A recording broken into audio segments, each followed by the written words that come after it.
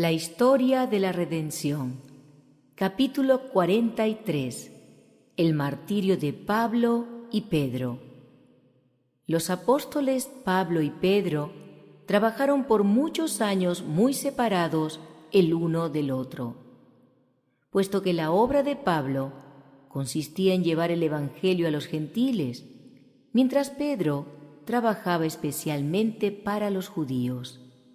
Pero en la providencia de Dios, ambos debían dar testimonio de Cristo en la metrópoli del mundo y debían derramar su sangre sobre el mismo suelo como señal de una vasta cosecha de santos y mártires. En torno de la época del segundo arresto de Pablo, Pedro también fue detenido y enviado a prisión. Se había hecho especialmente odioso para las autoridades por su celo y por su éxito al exponer los engaños y al derrotar las maquinaciones de Simón el mago, que lo había seguido a Roma para oponérsele y obstaculizar la obra del Evangelio. Nerón creía en la magia y había patrocinado a Simón. Estaba, por lo tanto, sumamente enojado con el apóstol y por eso dio la orden de que se lo detuviera. La mala voluntad del emperador hacia Pablo subió de punto por el hecho de que algunos miembros de la familia imperial, como asimismo otras personas distinguidas, se habían convertido al cristianismo durante su primera prisión. Por eso contribuyó a que su segundo encarcelamiento fuera mucho más severo que el primero. Le dio muy poca oportunidad de predicar el Evangelio y decidió terminar con esa vida tan pronto como pudiera encontrar un pretexto plausible para hacerlo. La mente de Nerón fue tan impresionada por la fuerza de las palabras del apóstol en su último juicio que postergó la decisión acerca del caso sin dejarlo en libertad ni condenarlo. Pero la sentencia solo fue diferida. No pasó mucho tiempo hasta que se dio a conocer la decisión que destinaba a Pablo a ocupar la tumba de un mártir. Puesto que era ciudadano romano, no podía ser sujeto a tortura y por lo tanto se lo sentenció a ser decapitado. Pedro, judío y extranjero, fue condenado a ser azotado y crucificado. Mientras esperaba su temible muerte, el apóstol recordó su gran pecado al negar a Jesús en la hora de su prueba, y su único pensamiento era que no era digno del inmenso honor de morir tal como murió su maestro. Se había arrepentido sinceramente de su pecado, y Cristo se lo había perdonado, lo que queda de manifiesto por la importante comisión que le dio de alimentar a las ovejas y los corderos del rebaño. Pero él mismo nunca se pudo perdonar, ni siquiera el pensamiento de las agonías de la última terrible escena podían aminorar la amargura de su pesar y su arrepentimiento.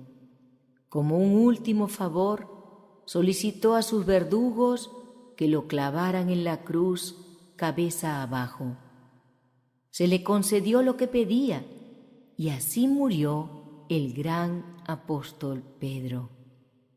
El último testimonio de Pablo. Pablo fue conducido en privado al lugar de su ejecución. Sus perseguidores, alarmados por la amplitud de su influencia, temían que algunos pudieran convertirse al cristianismo, aún como resultado de la escena de su muerte. Por eso se permitió a muy pocos espectadores que estuvieran presentes. Pero los endurecidos soldados, destacados para asistirlo, escucharon sus palabras y con asombro vieron que manifestaba alegría y hasta gozo frente a semejante muerte. Su actitud de perdón hacia sus asesinos y de invariable confianza en Cristo hasta el mismo fin fueron un sabor de vida para algunos de los que fueron testigos de su martirio. Más de uno aceptó después al Salvador que Pablo predicaba, e impávidamente selló su fe con su propia sangre. La vida de Pablo, hasta su última hora, da testimonio de la verdad de sus palabras que aparecen en la segunda epístola a los Corintios.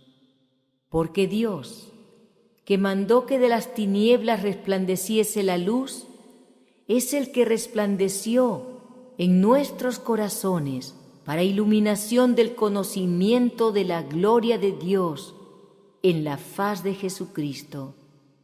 Pero tenemos este tesoro en vasos de barro, para que la excelencia del poder sea de Dios y no de nosotros, que estamos atribulados en todo, mas no angustiados, en apuros, mas no desesperados, perseguidos, mas no desamparados, derribados, pero no destruidos, llevando en el cuerpo siempre, por todas partes, la muerte de Jesús, para que también la vida de Jesús se manifieste en nuestros cuerpos.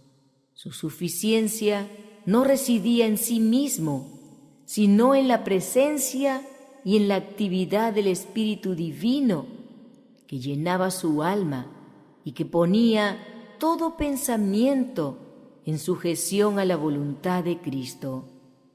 El hecho de que su propia vida ejemplificaba la verdad que proclamaba proporcionó un poder convincente tanto a su predicación como a su apariencia personal. Dice el profeta: tú guardarás en completa paz a aquel cuyo pensamiento en ti persevera, porque en ti ha confiado. Esta paz celestial, manifestada en su rostro, ganó a muchas almas para el Evangelio. El apóstol contemplaba el gran más allá, no con incertidumbre o temor, sino con gozosa esperanza y anhelante expectación. Mientras estaba de pie en el lugar de su martirio, no vio el resplandor de la espada del verdugo, ni la verde tierra que pronto recibiría su sangre. A través del apacible azul de ese día de verano, contempló el trono del Eterno. Sus palabras fueron: «Oh Señor, tú eres mi consuelo y mi porción. ¿Cuándo estaré en tus brazos? ¿Cuándo te contemplaré yo mismo, sin velo oscurecedor que nos separe?» Pablo llevaba consigo durante su vida en la tierra la misma atmósfera del cielo. Todos los que se relacionaban con él experimentaban la influencia de su contacto con Cristo y su comunión con los ángeles. En esto reside el poder de la verdad, la influencia espontánea e inconsciente de una vida santa. Es el sermón más convincente que se puede predicar en favor del cristianismo. Los argumentos, aunque sean incontestables, pueden provocar solo oposición, pero un ejemplo piadoso tiene un poder que es imposible resistir del todo. Mientras el apóstol perdía de vista sus propios sufrimientos inmediatos, sentía una profunda preocupación por los discípulos a quienes dejaría para que hicieran frente al prejuicio, el odio y la persecución.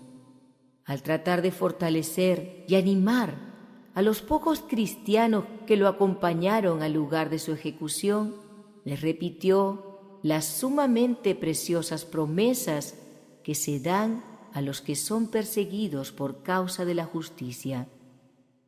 Les aseguró que nada dejaría de cumplirse de todo lo que el Señor ha dicho con respecto a los que son probados y son fieles. Se levantarán y resplandecerán, porque la luz del Señor aparecerá sobre ellos. se revestirán de hermosas vestiduras cuando se revele la gloria de Jehová. Por un poco de tiempo podrán pasar por dificultades provocadas por numerosas tentaciones.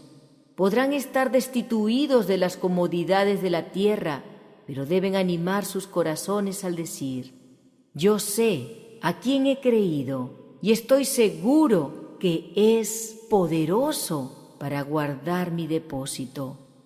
Su reprensión concluirá y llegará la alegre mañana de la paz y el día perfecto. El capitán de nuestra salvación había preparado a su siervo para el último gran conflicto. Redimido por el sacrificio de Cristo, purificado de sus pecados por su sangre y revestido de su justicia, Pablo llevaba el testimonio en sí mismo de que su alma era preciosa a la vista de su Redentor. Su vida estaba escondida con Cristo en Dios, y él estaba persuadido de que el que había vencido a la muerte era capaz de guardar lo que le había confiado. Su mente captó la promesa del Salvador, y esta es la voluntad del que me ha enviado, que todo aquel que ve al Hijo y cree en Él tenga vida eterna, y yo le resucitaré en el día postrero. Sus pensamientos y esperanzas estaban concentrados en la segunda venida de su Señor, y cuando la espada del verdugo descendió y las sombras de la muerte invadieron el alma del mártir, surgió su último pensamiento, que será el primero que tendrá en ocasión del gran despertar, de salir al encuentro del dador de la vida para recibir la bienvenida al gozo de los bienaventurados.